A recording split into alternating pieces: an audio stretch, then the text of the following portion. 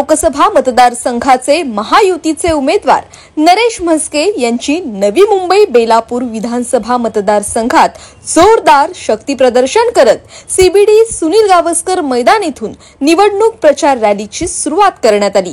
त्यानंतर ही प्रचार रॅली संपूर्ण बेलापूर, सिवूड आणि नेरूळ परिसरात काढण्यात आली।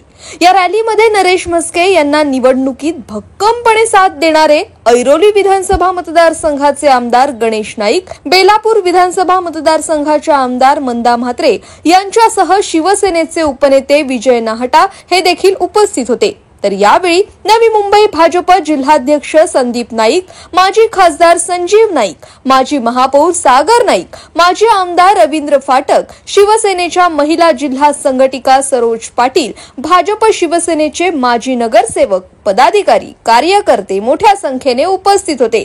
यावेळी प्रत्येक ठिकाणी नरेश म्हस्के यांचं जंगी स्वागत करण्यात आलं। मतदारांकडून मिळत असलेल्या पाठिंब्याविषयी बोलताना नरेश म्हस्के हे आपल्या विजयाप्रती पूर्णपणे आश्वासित दिसले।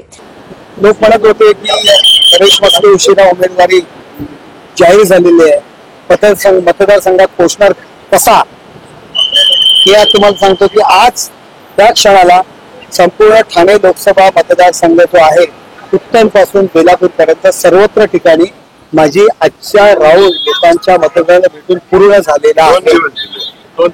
पूर्ण मतदारसंघ लोकसभेचा माझा फिरून झालेल्या प्रत्येक जागेवरती या 6 विधानसभेच्या मी गेलेलो आहे। त्याच्या मागचं कारण म्हणजे आमच्या मागे असलेल्या कार्यकर्त्यांचं मोह।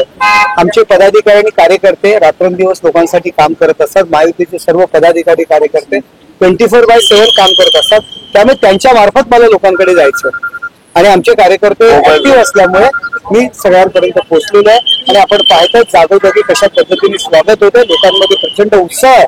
हा उत्साह नरेंद्र मोदीजींना पुन्हा तिसऱ्यांदा पंतप्रधान करण्याचा आणि त्याकरता नरेश म्हस्के यांना निवडून आणलं।